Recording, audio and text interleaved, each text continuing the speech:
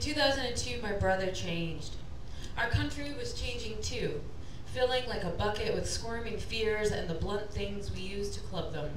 We'd been on a course toward that change for a long time, but there had been a catalyst, a day of fiery violence after which no one was surprised to wake up in a changed world.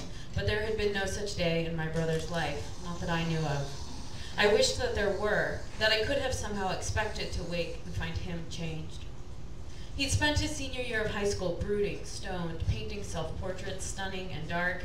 He won an all-city award in Boston. "That's amazing," he said with increasing frequency. A note of wonderment burrowed into his voice and took seed. "That's amazing."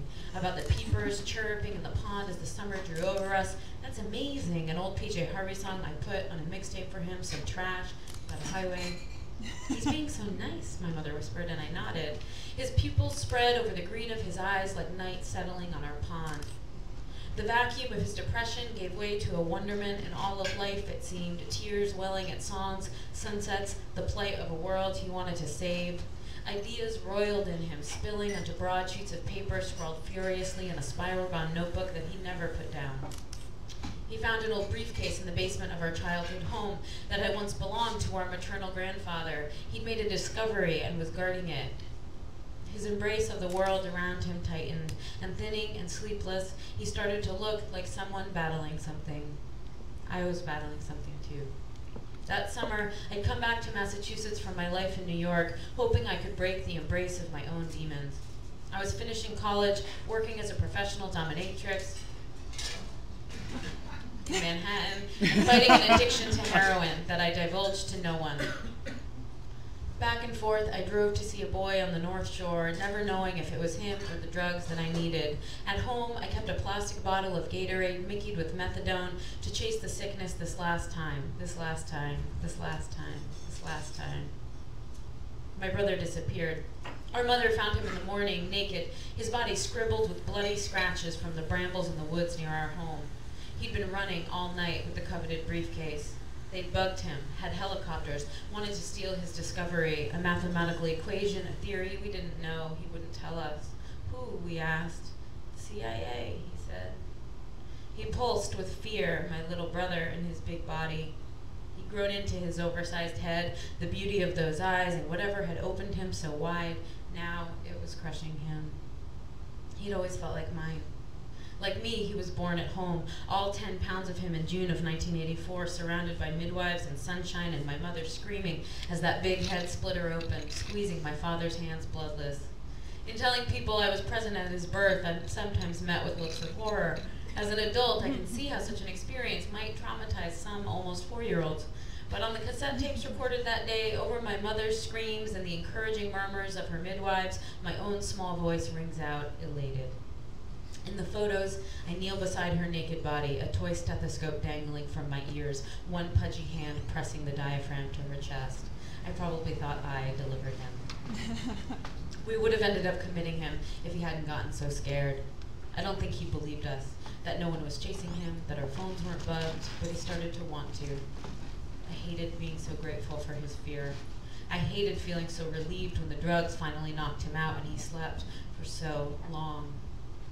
A heat wave rolled over Boston, and when he woke, it must have felt like waking from one dream to another. Maybe some things aren't real, he said, but the rest is. I know it is.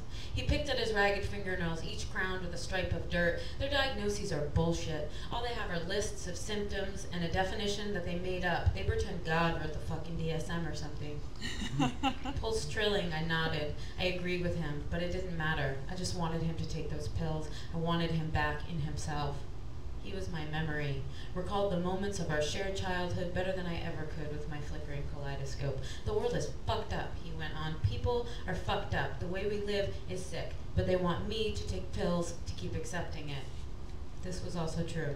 The world was fucked up, but I wanted to take pills to keep accepting it. Not only did he remain more earnest than me in his madness, but his madness actually seemed an expression of it. Crazy runs in our family. Addiction too. My mother's father, the original owner of that briefcase, was also bipolar, or manic depressive as they used to call it, but maybe they didn't call it anything in his case but gone. He left my mother, her sister, and my grandmother in '63, when my mother was 7. At the time of his death, he was such a recluse that they didn't find his body for 3 days, in the trailer beside his elderly mother's in sweltering Jacksonville. My mother got the news on my 10th birthday and wailed such a pure, brilliant stream of grief that I froze, not sure it was her or any human sound. She inherited his knife collection and boxes upon boxes upon boxes of unused office supplies, including the briefcase. My father's father was just a mean-ass drunk. A year later, I flew to Seattle, smoked crack for 24 hours in a shithole called the King's Hotel, and then met my brother in Olympia. Together, in our mother's battered Ford Escort wagon, an old boombox duct taped to the dashboard, we drove across the country in 4 days. He'd gone off his meds a couple times in that preceding year, and I'd gone to some 12-step meetings. We were both frayed, our shadows deeper, our bodies flinchy and ragged, and his eyes looked haunted, and I knew that it was like looking in a mirror, but that had always been true. That first time, after he got scared and started taking the meds, he asked me to come up to his room. "What is it?" I asked him. "I need you to look under the bed," he said. I just nodded and got down on my knees. I looked hard at the crooked floorboards, a sideways crate of records, a clump of dust and hair. "There's nothing there," I told him. "Okay," he said. He sat on the edge of the bed, and I sat next to him. I slid my big hand into his big hand and squeezed, thinking all at once how precious to have had someone who was there in those tenderest years, who knew me before I knew myself, who I knew before I knew myself. In that moment, I almost couldn't bear his trust. Or rather, I couldn't bear his uncertainty, but I understood it. He needed me to hold the world for him until he came back to it, so I did. Thank you.